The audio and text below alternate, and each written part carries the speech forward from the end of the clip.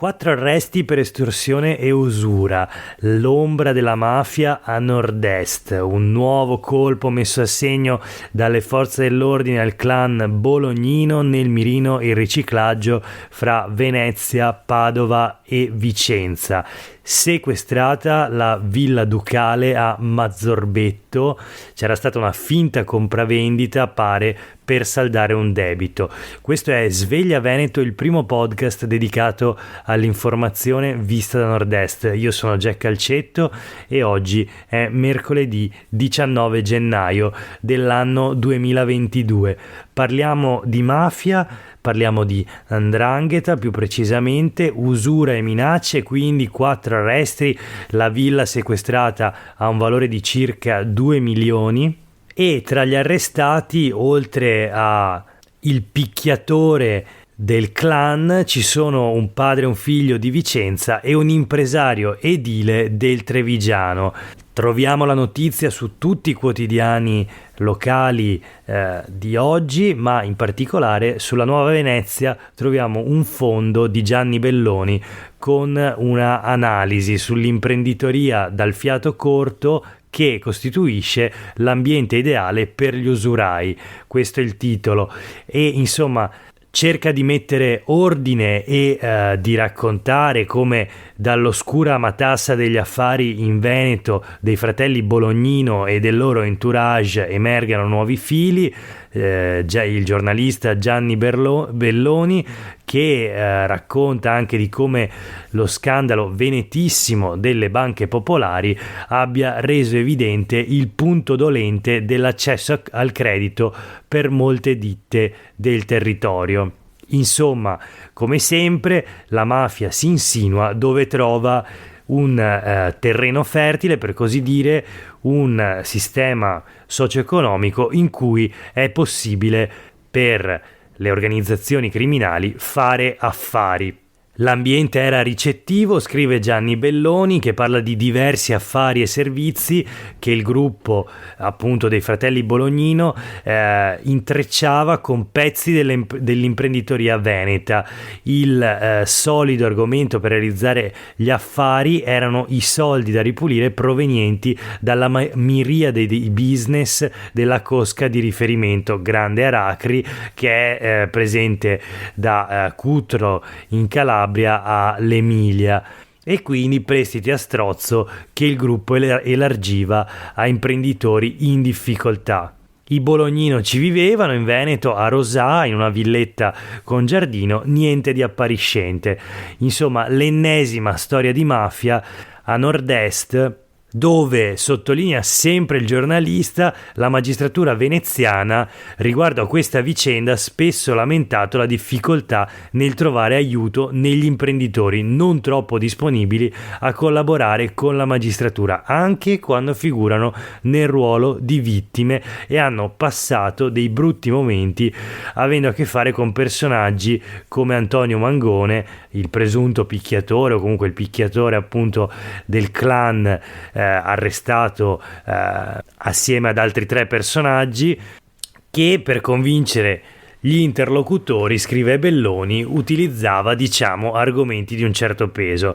Ecco, insomma, parlando sempre di mafia a nord-est, c'è da parte dell'Università di Padova l'invenzione di un algoritmo che servirebbe a far scattare l'allarme con un sistema di indicatori utile a individuare la presenza della criminalità organizzata. L'ha messo a punto un gruppo di ricercatori dell'Università di Padova, coordinato da Antonio Parbonetti, un docente di ragioneria generale e attualmente prorettore appunto all'Università di Padova, e quindi un algoritmo che sarebbe in grado di fornire in tempi rapidi report affidabili e accertamenti mirati per capire dove ci sono state infiltrazioni mafiose nelle aziende. E insomma, speriamo che questo algoritmo possa funzionare. Certo è che per sradicare la mafia non è sufficiente probabilmente un algoritmo, ma non è sufficiente nemmeno la repressione giudiziaria, serve che cambi la società. Proseguiamo voltando pagina e parliamo di Covid. Torniamo a parlare della pandemia che occupa la stragrande maggioranza delle pagine dei quotidiani di oggi, come da 2 anni a questa parte. E partiamo da un caso: assenti 8 operai su 10, l'azienda è costretta a chiudere. Succede a Castelfranco, dove il 78% dei dipendenti di una ditta appunto è positivo o in isolamento e l'impresa è costretta a bloccarsi per alcuni giorni. È la questione dei contagi che si stanno diffondendo, si stanno continuando a diffondere. C'è un nuovo record dei contagi, oltre 25.000 casi registrati solo nella giornata di ieri, ed è alto anche il numero dei decessi, 48 morti nella giornata di ieri. C'è un'interessante indagine, un sondaggio promosso da Avis e ADMO, le associazioni di donatori di sangue e di midollo osseo, che appunto hanno studiato la questione dei contagi nei posti di lavoro, chiedendo direttamente ai lavoratori come sia cambiata la percezione del rischio all'interno dei luoghi di lavoro. Ebbene, dal sondaggio emerge che è stato fatto molto per prevenire i rischi di contagio nei luoghi di lavoro. C'è una forte percezione del rischio quindi, ma resiste la superficialità. Infatti, se l'83% dei lavoratori veneti sondaggiati da Avis ed Admo nota attenzione nella prevenzione, nella sicurezza dal punto di vista almeno della pandemia, ebbene il 35% addirittura, quindi più che di 1 su 3, denuncia il mancato rispetto delle norme. Non c'è da stupirsi quindi che il contagio anche nei luoghi di lavoro continui a diffondersi. E prosegue naturalmente anche il caos nei punti tampone su tutto il territorio regionale. Le ULSS corrono in qualche modo ai ripari. Ancora notizie di questo tipo sul Gazzettino di oggi. C'è l'annuncio da parte dei dirigenti della sanità trevigiana che promettono uno stop alle code ai Covid Point, chiedendo sostanzialmente l'aiuto ai privati e ai comuni. Quindi anche nel trevigiano i tamponi verranno pagati dalla sanità pubblica per essere effettuati all'interno di centri privati e l'ULSS è riuscita ad ottenere 70 sale municipali invece dove poter effettuare appunto direttamente tamponi. Parte o dovrebbe partire ormai in tutto il Veneto la prenotazione obbligatoria. Sul Mattino di oggi abbiamo la notizia che l'ULSS corregge le procedure per appunto cercare di venire a capo di questa situazione caotica relativa ai tamponi, introdotte le impegnative urgenti per la negativizzazione, il tampone per verificare appunto se si è negativi, limitata la possibilità di una sola prenotazione per codice fiscale, e per gli studenti delle scuole medie superiori sarà possibile fare il test anche in farmacia. Anche qui aperto un bando per allargare l'attività di screening ai laboratori privati. La Regione nei giorni scorsi infatti con una delibera ha permesso appunto alle ULSS di trasferire ai privati una parte di lavoro dal punto di vista dei tamponi, ovviamente pagandoli alle strutture private, ed è quello che sta succedendo. Nel frattempo il Covid si abbatte ovviamente anche sulla scuola e c'è un problema relativo in particolare agli insegnanti Novax. Ne sono stati sospesi 800, ma i supplenti risulterebbero introvabili. Il dirigente dell'ITC Gramsci di Camponogara a Venezia, Luigi Zennaro, che è anche vicepresidente regionale dell'Associazione dei Presidi, lancia l'allarme, dice che si tratta di contratti brevi e con diritto di recesso, perciò i sostituti li rifiutano. Le difficoltà riguarderebbero in particolare i maestri, quindi gli insegnanti della scuola primaria, e le cattedre di matematica e di sostegno. Insomma, dopo 2 anni di pandemia c'è ancora il caos, addirittura la proposta in questi giorni delle regioni al governo, che è di mandare al lavoro i sanitari positivi al Covid ma asintomatici, e i medici parlano di proposta indecente questa promossa dalle regioni. Ma c'è un altro intervento sulle pagine dei quotidiani del gruppo Gedi, proprio relativo al Covid e alla situazione del sistema sanitario regionale. 2 anni di pandemia ci hanno insegnato poco o nulla. Non usa mezzi termini Ivan Bernini, segretario generale della funzione pubblica CGIL del Veneto, che dice: affermare che stiamo entrando in una lunga fase di convivenza con il virus dovrebbe portarci a programmare da subito gli interventi necessari a gestire il passaggio dalla pandemia all'endemia.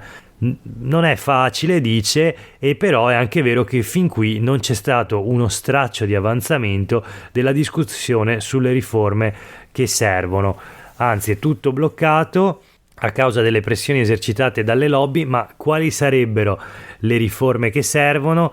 La riforma dell'assistenza della medicina territoriale, dice Ivan Bernini, il sistema residenziale non ospedaliero, quindi la relazione tra il pubblico e il privato nell'erogazione delle prestazioni e dei servizi di pubblica utilità. La gestione dell'emergenza si sta scaricando quasi esclusivamente sulle strutture pubbliche, ma invece di ringraziare e valorizzare le lavoratrici e i lavoratori si continua a perpetuare una narrazione ignobile sul lavoro pubblico, per poi meravigliarsi tra l'altro della campagna d'odio nei confronti del personale sanitario.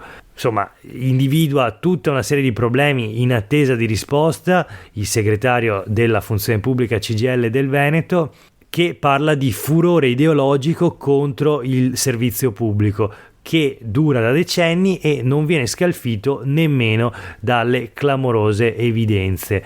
E comunque torna a rivolgersi alla politica sostanzialmente Ivan Bernini, e dice: bisogna assumersi le proprie responsabilità, aprire una interlocuzione ampia e partecipata con tutti i soggetti del mondo produttivo e sociale per decidere insieme gli interventi utili, evitando di ripetere i soliti errori. Insomma, non dobbiamo semplicemente superare le attuali difficoltà, ma non dobbiamo far sì che in futuro non ci si trovi ancora una volta impreparati di fronte all'ennesima emergenza. Questo è l'intervento di Ivan Bernini sulle pagine dei quotidiani del gruppo Gedi. E proprio sul Mattino di oggi troviamo una notizia relativa alla privatizzazione della salute, un processo strisciante, quello in corso da anni, da decenni, non solo in Veneto ma in tutta Italia. Allora, qual è la notizia? Ospedali senza anestesisti, si rischia lo stop, perché chiaramente senza anestesisti non può andare avanti tutta quella che è l'attività all'interno delle strutture ospedaliere. E allora cosa si fa? Una cooperativa garantirà 1320 ore in un mese. Succede a Padova. l'ULSS 6 Euganea ha affidato alla Fenice, così si chiama la cooperativa, la copertura dei turni a Schiavonia, a Cittadella e a Piove di Sacco, dove manca il 30% degli specialisti. Quindi la cooperativa privata coprirà i turni notturni, festivi, le prestazioni ambulatoriali e operatorie. Chiudiamo questa lunga pagina sanitaria, che poi ha occupato buona parte della puntata di oggi del podcast Sveglia Veneto, con un aggiornamento sulla questione dell'attacco hacker all'ULSS 6 Euganea. E allora oggi sul Mattino di Padova abbiamo un articolo firmato da Claudio Malfitano, che va un po' a scavare nella vicenda, la clamorosa perdita di dati sensibili con la pubblicazione di oltre 9.000 file nel dark web, dopo che l'ULSS non ha ceduto alla richiesta di un riscatto da parte degli hacker. Ebbene, come è stata gestita la rete informatica e quindi i sistemi di sicurezza informatici dell'ULSS negli ultimi 4 anni? C'è stata una girandola di manager, questo è il titolo che troviamo sul Mattino di Padova. Quindi Il settore è passato di mano in mano e dal 2018 ad oggi sono stati 3 i responsabili appunto della rete informatica. Di certo, scrive Malfitano, non la situazione ideale per garantire quella continuità che molti esperti in cybersicurezza consigliano per proteggere al meglio la propria rete. E allora cosa succede nell'ULSS 6? Il direttore generale corre ai ripari e prevede per il prossimo anno, o meglio per l'anno in corso, il 2022, oltre 5 milioni di investimenti, quindi aumentano le risorse per la cyber security e il rinnovo tecnologico della serie meglio tardi che mai.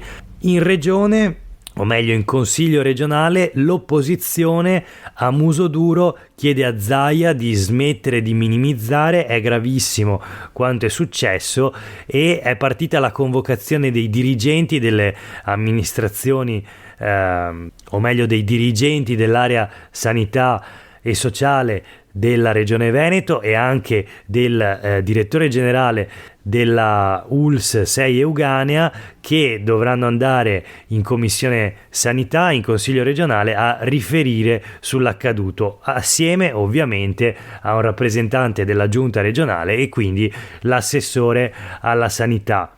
Parlano di un data breach veramente preoccupante che non può che sollevare diversi interrogativi sulla sicurezza informatica e la protezione dei dati sanitari dei cittadini veneti. Così i consiglieri regionali del Movimento 5 Stelle, che ha promosso questa richiesta di informativa assieme al Partito Democratico, Europa Verde, il Veneto che vogliamo e il portavoce dell'opposizione Arturo Lorenzoni. L'ultima notizia di oggi è una flash, siamo di nuovo a Padova dove la Lega continua a litigare. Oggi è il turno di Massimo Bitonci, esperto veramente di litigiosità, ma questa volta interviene per provare a mettere la parola fine a queste polemiche, che sono polemiche che ruotano sostanzialmente attorno al candidato sindaco del centrodestra che nelle prossime elezioni dovrebbe sfidare l'attuale sindaco Sergio Giordani. E allora Bitonci dice: il candidato non è in discussione, sarà quello deciso a Roma e chi critica verrà espulso. Insomma, vedremo se questo intervento di Bitonci, di certo non un personaggio che abbia saputo unire il centrodestra padovano in passato, ecco, vedremo se questo intervento riuscirà a chiudere la polemica tutta interna al centrodestra e alla Lega non solo padovana di questi giorni. Nel frattempo il Partito Democratico di Padova va a congresso e sceglie il suo nuovo segretario comunale, che sarà il giovane Franco Corti.